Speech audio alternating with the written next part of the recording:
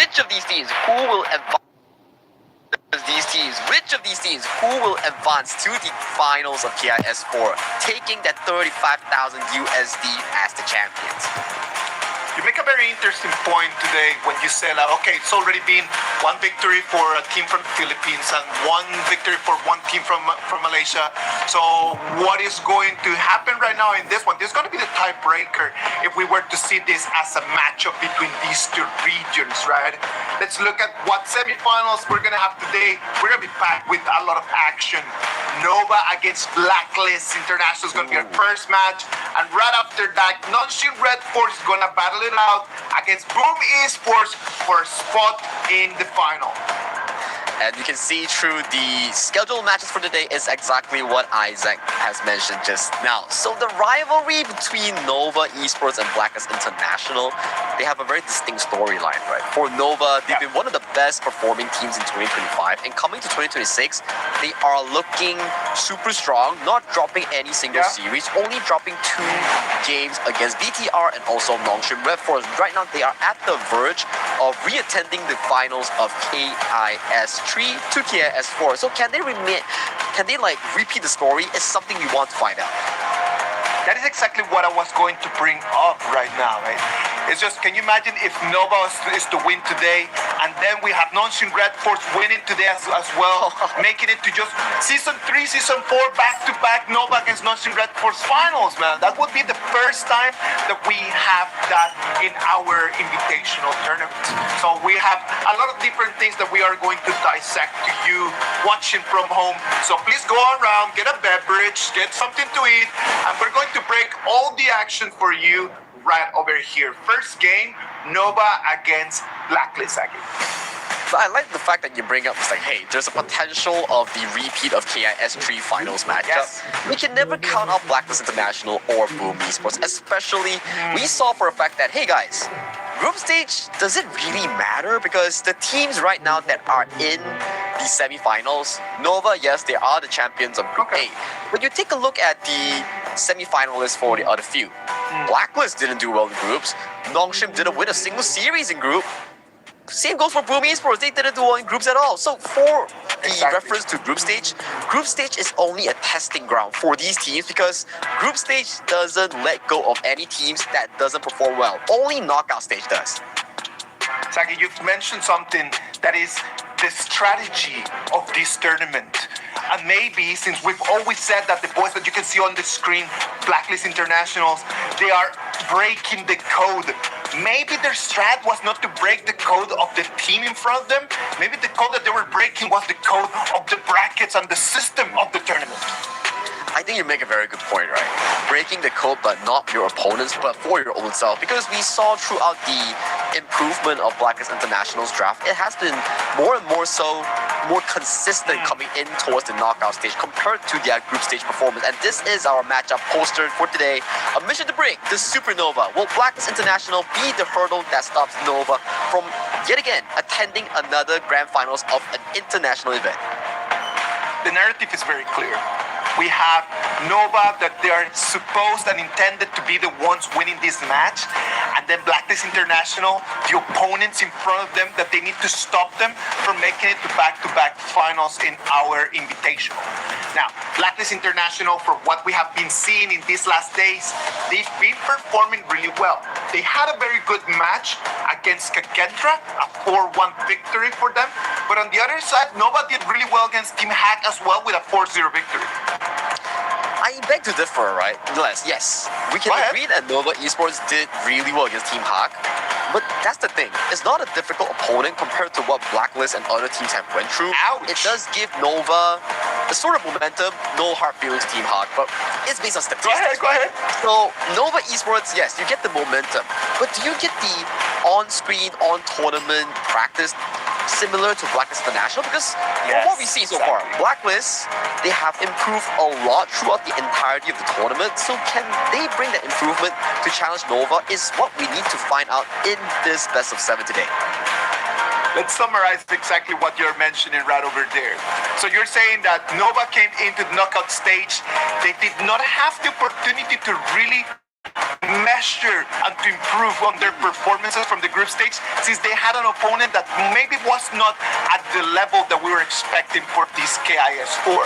On the other side, Blacklist might have the advantage because they have had to face stronger opponents since day one, since game number one up until right now. So you do believe that Blacklist might have an advantage in terms of that?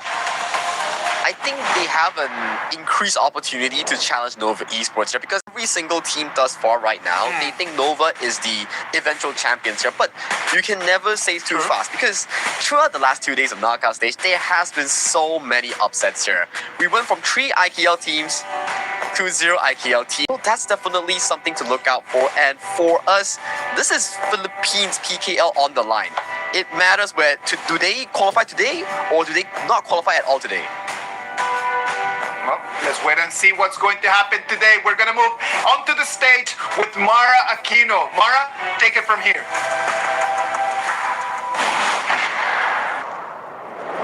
We've had such an action-packed day, and Rookie, you know, it doesn't end there. For sure, the next best of 7 will be so intense. It's going to be intense, all right, Mara, because we're going to see one of the best teams competing today, and we're going to see the first contender for the title. Philippines, let's set the stage.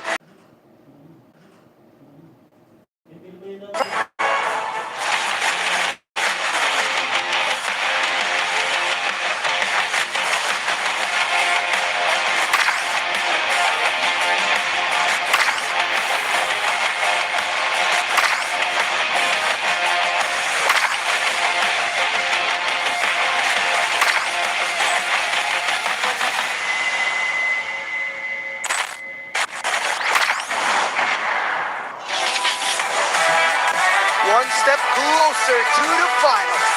It's a do-or-die battle to regain their title. They were the top of KIS last season, and they aim to shine over the horizon once more. The one, the only, Nova Esports!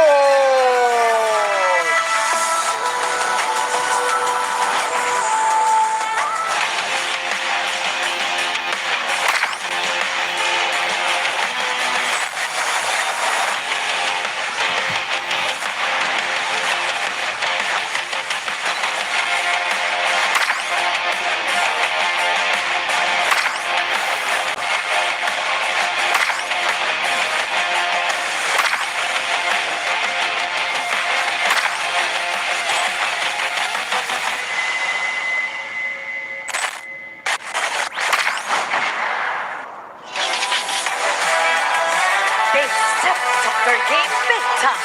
They stood strong in front of the home team. Now the chance to settle the score is set. Can the agents deliver the biggest upset? It's round 2 for Blacklist International. Grabe. Ay, super first game talaga, oh.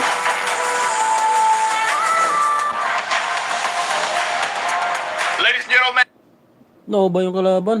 it's our game. Nova Esports coming in with Mutsu, Wendy, Kongling, Xuan, and Weipit. 5 boys in purple that they are going to try to make their way all the way into the finals. Up until right now, they've been performing really well. Blacklist International is going to try to stop them on their breaks and send them back home. The Asians in black and white right now. In front of your screens, the Hope and these 2 out of 1 hopes coming in for the PKL region. In the Kamiwan. Clash lane, Chammy 1, Chaz in the roam, Just G, Jungle, Dragon, Golden Kite, the twins in the mid and farm lane here. This roster has shown us consistency in improvement. 2025 year was their experimental year where they would spring 2nd place in their PKL, and then they went to EWC, didn't do too well, but when fall kicked in, champions of their own region, top 4 in the world of KIC, and right now in 2026, they are looking much more stronger and much more eager to push even further.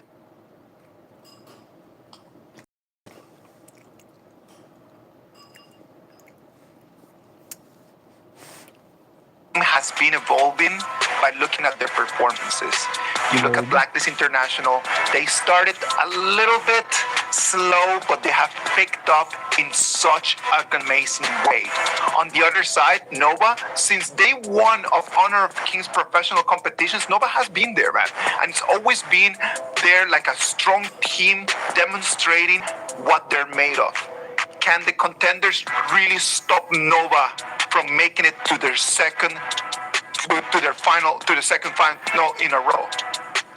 This brings to the question that we always discuss, right? Is history important or is current on-stage performance well? Because throughout the entire event of Honor of Kings Season 4 Invitationals, there's so much upsets that up to this day, my predictions are all out of the window. I've only had 1 point out of 4 matches I predicted.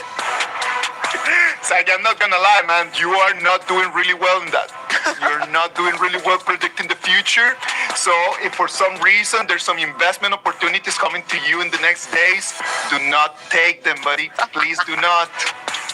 I'm very aware of my financial situation, so if a financial opportunity actually comes, I don't think I'll actually grab on hold towards that because I know for a fact that in this specific timeline, my luck is definitely not there. But Lady Luck definitely needs to bless either of these teams. Is it going to be a potential PKL Grand Finalist, or is it going to be Nova rewriting the script and following 2025 and make all these are amazing storylines that can be said and told and pick of this game one? Blacklist International is going to be taking the blue side. Nova Esports is going to be taking the red. The first round of bans are going to come in. Blacklist International is going to have the priority over what they can play on. The meta is in their hands. Nova Esports is going to have to respond. Yeah, and so far in the blue side, there's a lot of evolving strategies. Starting off the tournament, we've seen more Arlene Maestro Nuis from the 2025 patch, and coming into the playoffs, more of these roamers, more of these flex picks like Chicha has started to arise in the blue side. For blue side, it's really Dolia, Zhang Fei as your primary two, or you look into something more specific for a composition, something like a Chicha that has been banned by Nova. Looking at the days of this whole week of amazing performances, man, I do believe that the roamers have taken a very big spotlight in terms of the BP, because having a good roamer and those interesting picks, the Tramface, the Lapu Lapus in there, the Dolias in there, have actually had such a high win rate that might be the first options that we need to prioritize. And talking of priority, right, that's a lot of bans being funneled over to the side of Nova Esports against Champion 1 in that Clash lane. Chicha has been a flex pick so far between Clash Jungle and Farm lane, but checking out the side of Blacklist International, I'm not sure whether they have actually selected Chicha at all in this entire tournament. But on the first pick, it does come to a question that do they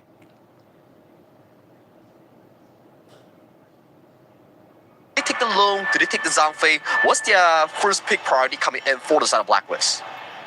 On your comment on the Chicha, man, it's just very interesting just to see how Nova Esports respects a lot Chami 1, and they do not want to allow the Chicha. Blacklist might not have played it, but for sure they have it over there ready to go. So if they have it ready to go, Nova Esports don't want to even allow the opportunity for that. I do agree as well here. So removing Chicha is a very smart choice, and Blacklist International locking in that Parasola Arlie as their first pick. But in this specific meta as well, Arlie is a very high-risk, high-reward sort of pick. You need to funnel a lot of resources in towards her pockets, and there is a lot of counters available in this meta. Like, for example, what Nova has selected, the Chano, and later on, will we see Blacklist take away the Xiao Qiao to remove the counter in the mid lane coming in from Nova? You know what the issue is in here? That picking the Arlie is actually such an interesting first pick. Like, so many other options for you to be able to counter the Arlie. So showing your hand that early on a hero that you actually need them to perform. You need Golden Kai to be able to perform on that Arlie. Picking it first, that's gotta be something that Blacklist International and the coaches have actually predicted was gonna happen. And it's a very expensive draft as well, right? We're looking at Arlie, we're looking at Tiger's Pay, Wow. and to add on towards that, Lapu Lapu. So for Blacklist International, they are starting off really strong in the first 3 picks with their comfort ones here. So it comes back to Nova here. Do you take the Ukyo for the jungle matchup, or do you take the Xiao Qiao for the Arlie and mid matchup here? Seems to me that Nova is putting more resources into that 1v1 jungle to make sure that Kong Ling gets that equalizer against Just G, at the very least in the jungle department. Kong Lin is going to have to demonstrate today because in front of him, Joshi has had an amazing tournament. Joshi performing really well. Kong Lin, on the other hand, has downs and very new to Nova esports. So for Kong Lin, it's going to be do or die. In this matchup in game 1, when it's going to be Joshi on his A, he's going to have a very big responsibility on Yukio Tachiba now. It's gonna be either a confidence breaker or a confidence builder, right? Because out of the Nova esports lineup, 4 out of the original 5 in KIS3 is still present in Nova, and Kong Ling being the new addition to the roster, he needs to be able to fill CY's shoes that he has left to make sure that, hey guys, I am the replacement that Nova is looking for to conquer the 2026 years. So that comes to the question, can Kong Ling do it? And can Kong Ling do it in the series? Xiao Qiao being taken away, as we had already mentioned, that it needed to be one of those clear bans from Blacklist International, right? Like, so Xiao Qiao is going to be taken away. The Mai Shiranui as well, narrowing down to very few options over there in the mid lane. I like it. I like it. The fact that they are removing so many of these early counters in towards the mid lane is completely an improvement for South Blacklist International's draft coming in from the group stage. The trial and error has allowed them more of these opportunities in the pick and bans right now. And Nova Esports drafting the white anchor, Ata, in towards the clash lane for the Hands of Strength. An interesting one. They love this a lot. Oh, I love to see the Ata. Ata is one of those heroes that are so OG. I like it a lot. Can bounce around. It can still just recover. Has a lot of sustain. It does have initiation, and with his ultimate, it's able just to narrow down the area of the battle. So that's going to be a very interesting pick for Suen, who's going to have to really take control of the moments of the game. And talking about interesting, right? What's Nova's last pick gonna be? Is it gonna be a carry mid? Is it gonna be a utility mid? And to answer our questions, they're hovering towards the